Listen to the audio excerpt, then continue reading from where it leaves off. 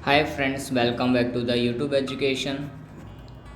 आज के इस वीडियो में हम एमबीए क्या है और कैसे करें इसकी पूरी जानकारी यहाँ पर हम समझेंगे।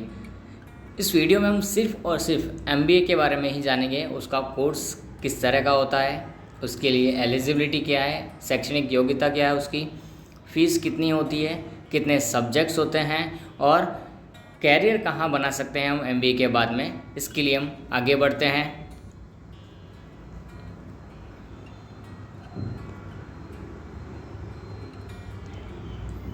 तो सबसे पहले हम यहाँ देखते हैं एमबीए। तो एमबीए का फुल फॉर्म क्या है, तो हम यहाँ देख सकते हैं एमबीए का full form master of business administration होता है, यानी कि व्यवसाय प्रबंधन में स्नातकोत्तर, यानी कि अनुस्नातक हम इसको जिसको बोल सकते हैं। स्नातक के बाद का जो कोर्स होता है हमारा, ग्रेजुएशन के बाद का पोस्ट ग्रेजुएशन जो कोर्स है हमारा, वो है ये मास्टर ऑफ बिजनेस एडमिनिस्ट्रेशन। अब एमबीए होता क्या है, इसका फुल फॉर्म देखने के बाद हम ये देखते हैं। तो एमबीए यानी कि हमारा मास्टर ऑफ बिजनेस एडमिनिस्ट्रेशन, ये अपने भारत और विदेशों में सबसे लोकप्रिय पोस्ट ग्रेजुएशन के प्रोग्रामों में से एक है। एमबीए के लिए आप देखो यहाँ इंडिया और बाहर सब जगह इतनी ही वैल्यू है जितनी बाहर है। तो ये हमको खास ध्यान रखना है कि एमबीए के लिए सबसे पहले ये जो है कोर्स 2 साल का कोर्स हमारे पास में, और पोस्ट ग्रेजुएशन का प्रोग्राम है जो कि कॉर्पोरेट फील्ड में एंट्री करने के लिए हमारे पास बहुत ही अच्छा मौका देता है कि हमको कॉर्पोरेट फील्ड में अगर काम करना है तो हम एमबीए के द्वारा बहुत ही जल्दी से एंटर कर सकते हैं और अपना फ्यूचर भी यहाँ पर डेवलप कर सकते हैं। कुछ लोग होते हैं जो अपना बिजनेस को एडमिशन करना चाहते हैं, मैनेजमेंट करना चाहते हैं खुद के बिजनेस को ही, तो उन लोगों के लिए भी मैनेजमेंट के लिए बहुत ही अच्छा कोर्स है। यहाँ से वो लोग अपना मैनेजमेंट के सारे रूल्स, किस तरह से अपने व्यवसाय को, अपने बिजनेस को मेंटेन करना है, किस तरह से आगे बढ़ाना है, वो सारी स्किल्स हम यहाँ से सीख सकते हैं एमबीए करके, और आगे उसको हम अप्लाई कर सकते हैं। अब बात आती है एमबीए के बाद में शैक्षणिक योग्यताएं कौन कौन सी होनी चाहिए। तो देखो एलिजिबिलिटी क्या, एमबीए कौन कर सकता है, सबसे पहले ये बात। तो देखो एमबीए करने के लिए स्नातक डिग्री का होना बहुत ज़रूरी है, यानी कि कोई भी ऐसा विद्यार्थी जो अपना ग्रेजुएशन पूरा कर चुका हो, चाहे वो कोई भी विषय हो, कॉमर्स वाला है यानी बीकॉम किया हो, बीए किया हो, बीएससी किया हो, आर्ट्स किया हो, बीटेक, यानी कोई भी व्यक्ति है जिसके पास एक बैचलर डिग्री है, वो एक विद्यार्थी एमबीए कर सकता है। लेकिन यहाँ पर जो एक मेन कंडीशन वो रहेगी कि स्नातक में तुम 50% मार्क होने कंपलसरी है। 50% मार्क्स से अगर कम होंगे तो एमबीए में एडमिशन मिल पाना बहुत ही मुश्किल होगा। लेकिन अच्छे एमबीए कॉलेज और यूनिवर्सिटी में हमको अगर एडमिशन लेना है तो हमको वहाँ की प्रवेश परीक्षा, एंट्रेंस एग्ज़ाम जो होती है, उस एंट्रेंस एग्ज़ाम को भी क्लियर करना बहुत ज़रूरी रहता है। अगर एंट्रेंस क्लियर नहीं होती तो अच्छी यूनिवर्सिटी या अच्छे कॉलेज में हमको एडमिशन नहीं मिल पाता है। बीबीए के बाद में अगर प्रवेश परीक्षा देने की ज़रूरत नहीं होती है, जिसने बीबीए किया है उसने एमबीए करने के लिए कोई प्रवेश परीक्षा की ज़रूरत पड़ती नहीं, वो डायरेक्टली सीधे एमबीए में प्रवेश कर सकते हैं। परंतु कुछ प्राइवेट कॉलेज जो होते हैं वो बिना प्रवेश के, चाहे कोई अदर स्ट्रीम वाला हो, उसको भी एडमिशन दे देते हैं।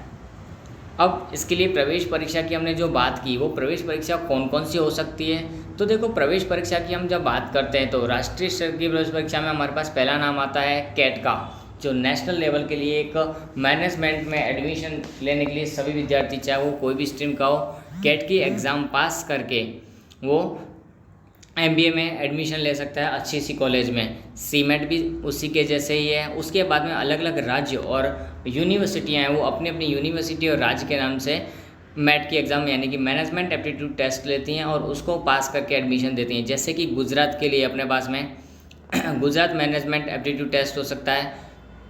कोई यूनिवर्सिटी है जैसे निम्स यूनिवर्सिटी है तो उसके लिए NM मैट होता है। तो सभी का अलग अलग यूनिवर्सिटी और राज्य का ये मैट अलग अलग हो सकता है। अब नेक्स्ट हम आगे की बात करते हैं।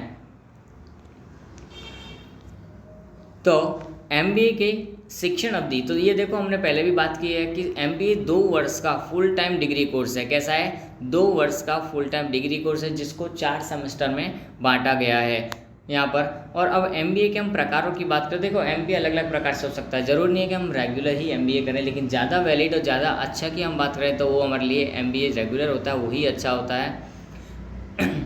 तो यहाँ एमबीए के कुछ प्रकार हैं। 2 ईयर फुल टाइम MBA जो कि रेगुलर MBA कहा जाता है। उसके बाद में हम बात करें एग्जीक्यूटिव MBA प्रोग्राम होता है जिसको EMBA कहा जाता है। ये स्पेशली एग्जीक्यूटिव्स जो ऑलरेडी पहले से वर्किंग है उनके लिए होता है। Full time executive MBA program ये फुल टाइम का होता है। उसके बाद में इवनिंग शिफ्ट के लिए होता है, सेकंड शिफ्ट जिसको बोल सकते हैं। कुछ कॉलेज है, कुछ यूनिवर्सिटीज़ होती हैं वो स्टूडेंट्स के लिए इवनिंग के लिए प्रोग्राम रखती है। जो वर्किंग मैन होते हैं, वर्किंग वुमेन होते हैं, उन लोगों के लिए ये इवनिंग शिफ्ट रखी जाती है कि जिसकी वो जॉब फिनिश करके ये प्रोग्राम में ज्वाइन हो सकते हैं। पार्ट टाइम MBA हो सकता है जिसमें 2 आवर्स के लिए अपने को यूनिवर्सिटी या कॉलेज जाना होता है और वहाँ हम कर सकते हैं। मॉड्यूलर MBA प्रोग्राम होता है। डिस्टेंस लर्निंग होता है जो घर बैठे सिर्फ एग्ज़ाम देकर इसको पास किया जा सकता है, ऑनलाइन लेक्चर्स करके। MBA ड्यूअल डिग्री प्रोग्राम, कुछ कॉलेज और यूनिवर्सिटी ही ऐसी होती हैं जो MBA के अंदर ड्यूअल डिग्री प्रोवाइड कर सकती है। जैसे कि हमारे पास GLS यूनिवर्सिटी है, वो 2 सब्जेक्ट्स के अंदर स्पेशलाइजेशन का हमको मौका देती है। वहाँ पर हम MBA के साथ में 2 एक साथ में सब्जेक्ट में स्पेशलाइजेशन कर सकते हैं, जैसे कि HR और फाइनेंस साथ में ले लिया, HR और मार्केटिंग साथ में ले लिया, और दूसरी कोई भी 2 डिग्री आप ले सकते हो, 2 सब्जेक्ट वहाँ चूज़ कर सकते हो। दूसरा ब्लेंडेड लर्निंग प्रोग्राम होता है, मिनी MBA प्रोग्राम होता है जिसको पोस्ट ग्रेजुएट नाम दिया गया है बाद में, post graduate diploma in management.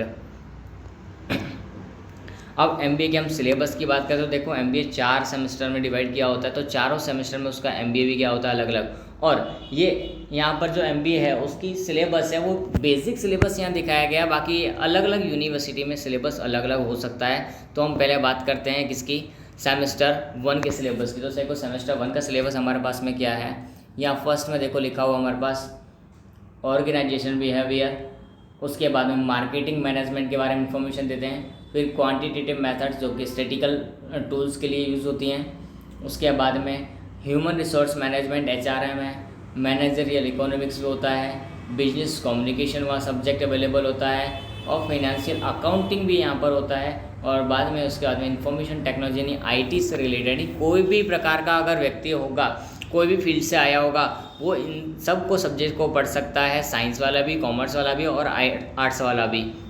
तो उसके लिए इस तरह का ये कोर्स बनाया गया है। तो यहाँ फर्स्ट और सेकंड सेमेस्टर यानी कि फर्स्ट ईयर जो होता है उनका वो सभी के लिए कॉमन होता है, और स्पेशलाइजेशन जो होता है वो हमारा सेमेस्टर 3 और 4 में ही अप्लाई हो पाता है।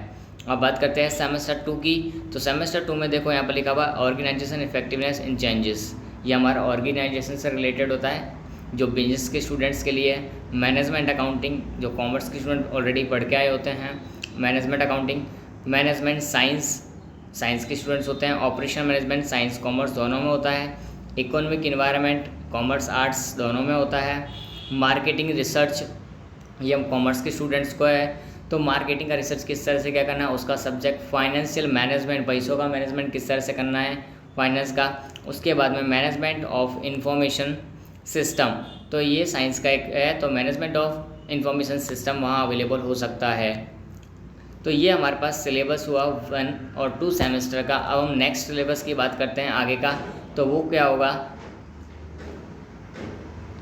तो उसके लिए हम देखते हैं यहाँ पर सेमेस्टर 3 में क्या होता है। जो कंपलसरी सब्जेक्ट होते हैं यहाँ बिजनेस से रिलेटेड एथिक्स को सिखाया जाता है कि बिजनेस के टाइम पे कौन कौन से एथिक्स हमारे पास होने चाहिए। और कॉर्पोरेट सोशल यानी कि बिजनेस में घुसने के बाद, कॉर्पोरेट फील्ड में जाने के बाद वहाँ की हमारी सोशल रेस्पॉन्सिबिलिटी क्या है उसको जानने के लिए एक सब्जेक्ट रखा गया है, कॉर्पोरेट सोशल रेस्पॉन्सिबिलिटी।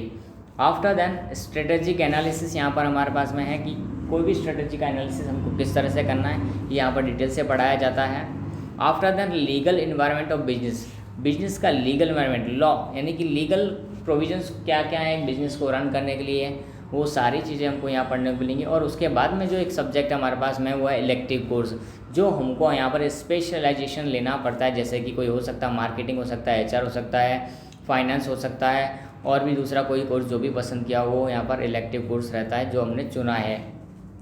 अब बात करते हैं सेमेस्टर 4 की। वहाँ पर हमको मोस्टली प्रोजेक्ट और इंटर्नशिप की बात आती है। तो प्रोजेक्ट यहाँ पर हमको करने पड़ते हैं, केस स्टडीज़ हमको यहाँ करनी पड़ती है, वो भी इसी में आती हैं। फिर इंटरनेशनल बिजनेस का मैनेजमेंट इन्वायरमेंट है वो किस तरह का होता है, उसका मैनेजमेंट किस तरह से करते हैं वो।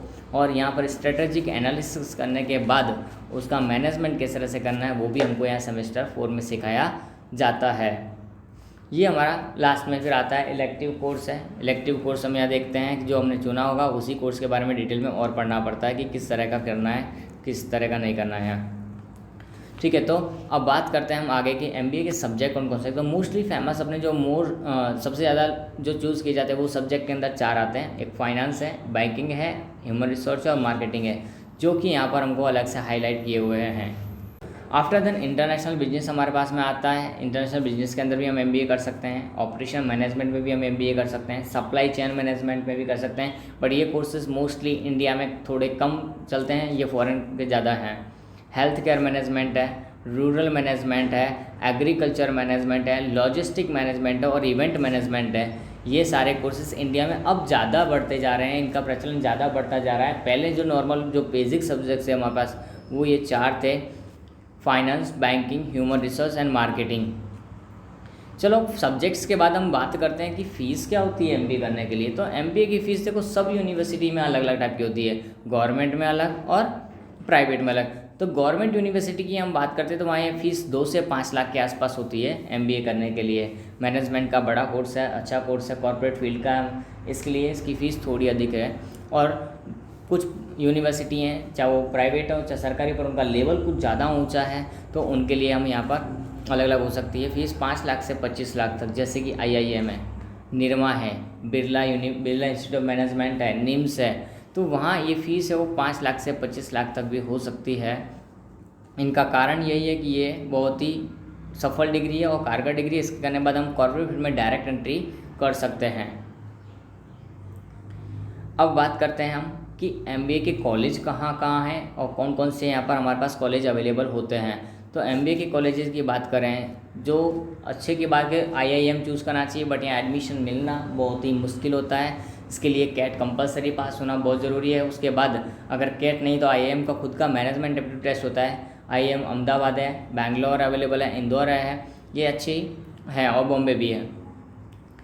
उसके बाद में हमारे पास आता है Nirma institute of management studies, ये भी बहुत अच्छी कॉलेज है। गुजरात की बात करें तो ये सारे गुजरात के अंदर है, जैसे BK school of management studies के लिए बहुत अच्छा है, बिजनेस स्टडीज़ के लिए। KS स्कूल ऑफ मैनेजमेंट है, वो भी बहुत ही टॉप लेवल का कॉलेज है।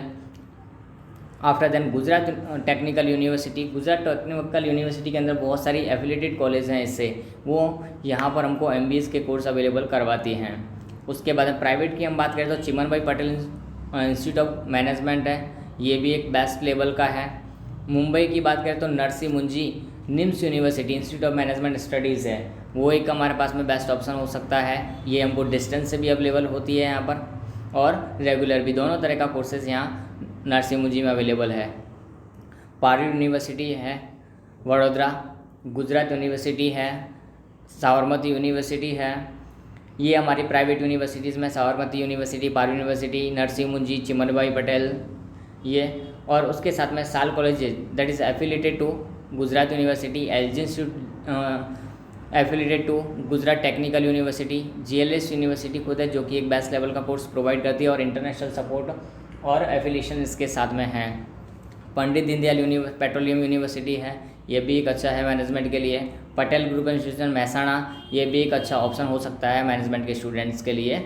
MBA के यहाँ जो बेस्ट कॉलेज हैं या जो मैंने मोस्टली बताए वो गुजरात के अंदर के हैं, एक सिर्फ मुंबई का है, और ये सारे के सारे जो भी हैं बेस्ट लेवल के कॉलेज प्रोवाइड करते हैं। आफ्टर देन हम बात करते हैं तो MBA क्यों, इसके फ़ायदे क्या हैं, इसके करने से हमको क्या मिल सकता है। तो देखो MBA करने के बाद में जो लेवल है जो हमारा, वो तो कुछ नया उभर कर आता है स्टूडेंट्स के अंदर। जो नॉर्मल लेवल पर स्टूडेंट्स होते हैं उनकी बजाय इनके अंदर देखो कॉन्फिडेंस लेवल बहुत हायर होता है, क्योंकि इन लोगों ने प्रेजेंटेशन और केस स्टडीज़ कर करके अपना लेवल इतना बढ़ा लिया होता है, इनके अंदर कॉन्फिडेंस आ जाता है। रिलायबिलिटी और MBA की आज मार्केट के अंदर विश्वसनीयता है और सभी लोग इसके ऊपर विश्वास कर सकते हैं कि MBA के ऊपर, तो ये विश्वसनीयता का गुण इनके अंदर आ जाता है, ये इसका फ़ायदा है। दूसरा स्टार्टअप थिंकिंग होती है, लोग कुछ ना कुछ नया करने की सोचते रहते हैं MBA करने के बाद, उनके पास ऐसा डेवलपमेंट हो जाता है। आफ्टर दैन बिजनेस, जो बेस्ट कम्युनिकेशन स्किल्स हैं, बिजनेस स्किल्स जिनको हम बोल सकते हैं कि कम्युनिकेशन किस तरह से करना है बिजनेस के अंदर, यानी कि एक फर्म का दूसरी फर्म के साथ अलग अलग तरह से जो कम्युनिकेशन सिस्टम होती है वो यहाँ पर हमको स्किल्स डेवलप करने को मिल जाती है MBA के अंदर। डिसिप्लिन सीखने को मिलता है, अनुशासन के द्वारा हम अपने आप को मेंटेन कर सकते हैं, बिजनेस को मेंटेन कर सकते हैं और आगे बढ़ने के लिए बहुत ही अच्छा रास्ता चुन सकते हैं। आफ्टर देन आता है टाइम मैनेजमेंट। टाइम मैनेजमेंट में देखो, टाइम मैनेज करना बहुत ही ज़्यादा सबसे बड़ी बात है आज के समय में। तो टाइम को किस तरह से मैनेज करना है ये हमको MBA के अंदर सीखने को बहुत अच्छी तरह से मिल सकता है कि हम हमारे पर्सनल लाइफ और मैनेजमेंट लाइफ यानी कि वर्किंग कॉर्पोरेट लाइफ को किस तरह से मैनेज करें, वो यहाँ हम बहुत अच्छे से सीख सकते हैं। ज़्यादा नौकरी पाने का ऑप्शन यानी मल्टीपल कैरियर ऑप्शन है। हमको एक ही जगह टिकने की जरूरत नहीं है, हम कोई भी जगह पे जाएंगे। आज हर फील्ड में मैनेजमेंट की आवश्यकता है, कोई भी फील्ड जाकर देख लो, हर फील्ड में मैनेजमेंट। इवन मंदिर, टेम्पल्स जो हैं, टेम्पल्स के अंदर भी आज मैनेजमेंट की ज़रूरत पड़ती है कि किस तरह से टेम्पल को मैनेज करना है, क्या करना है, क्या नहीं करना है। ये सारी जगह एजुकेशन इंस्टीट्यूट होती हैं, वहाँ भी ये चीज़ होती है। कॉर्पोरेट फील्ड तो हमारे लिए है ही खाली पूरी। उसके बाद में हाई सैलरी और प्रमोशन का भी एक कारण होता है कि हम MBA करें, जिसकी वजह से हम चालू जॉब होती है उसमें अगर हमारे पास मास्टर्स में किया हो बिजनेस एडमिशन, तो हमको बहुत ही जल्दी प्रमोशन के चांसेस मिलते हैं और सैलरी भी हमारी हाई हो जाती है। ये हमारे फ़ायदे हैं MBA करने के। चलो अब आगे बढ़ते हैं हम कि आगे और क्या हो सकता है, इसकी वजह से क्या फ़ायदे मिल सकते हैं। तो देखो, सैलरी में फ़ायदा होता है, जितना पैसा हमने यहाँ खर्च किया होता है उतना पैसा हम यहाँ पर निकाल भी सकते हैं। किस तरह से, MBA करने के बाद अगर हमारे पास में बेस्ट मैनेजमेंट क्वालिटी होती है उसका उपयोग करें, कम्युनिकेशन स्किल्स होती है हमारी उनका उपयोग करें, डिसिप्लिन में रहें और कॉन्फिडेंस लेवल अपना बनाए रखें, तो नेशनल और मल्टीनेशनल कंपनीज़ के साथ में जुड़कर वार्षिक 12 लाख से अधिक वेतन हो सकता है। देखो, नेशनल लेवल की जो होती हैं और इंटरनेशनल लेवल की जो कंपनियां होती हैं वो सारी हमको 12 लाख रुपए तक तो मिनिमम वेतन आराम से दे सकती हैं। लेकिन अगर हम कोई लोकल कंपनी में भी जुड़ जाते हैं, स्टार्टिंग बेस भी करते हैं, तो भी हमारा 25,000 से लेकर 70,000 पर मंथ का पैकेज रहता है, जो कि हम वार्षिक में देखें तो 3 से 8 लाख तक का हो सकता है। तो इस तरह का हमारा MBA का सैलरी रहता है। तो यानी हमारा टोटल कुल मिलाकर एक MBA इस तरह का कोर्स है, कॉर्पोरेट फील्ड में एंटर करने से लेकर हमारा फ्यूचर बहुत ही अच्छा बनाने का मौका ये हमको दे सकता है। तो आज हमने यहाँ पर MBA की बात की है। अब MBA के अंदर आपको कोई क्वेरी है तो आप इस मेल ID पर sgptkks@gmail.com पर आप मेल भी कर सकते हो, और या फिर आप इस वीडियो पर कमेंट करके भी आपके क्वेश्चंस पूछ सकते हो। आपके जो भी डाउट्स हैं MBA कोर्स रिलेटेड वो सारे हम यहाँ सॉल्व करने के लिए हैं। ज़्यादा इन्फॉर्मेशन अगर आप चाहते हो तो आप हमारे इंस्टा चैनल पर ये पूरी PDF वहाँ देख सकते हो, और उसके साथ साथ में यूट्यूब की जो वीडियो है उसको फॉलो कर सकते हो, देख सकते हो। बार बार यहाँ पर देखोगे तो आपको इसके बारे में नॉलेज मिलेगा।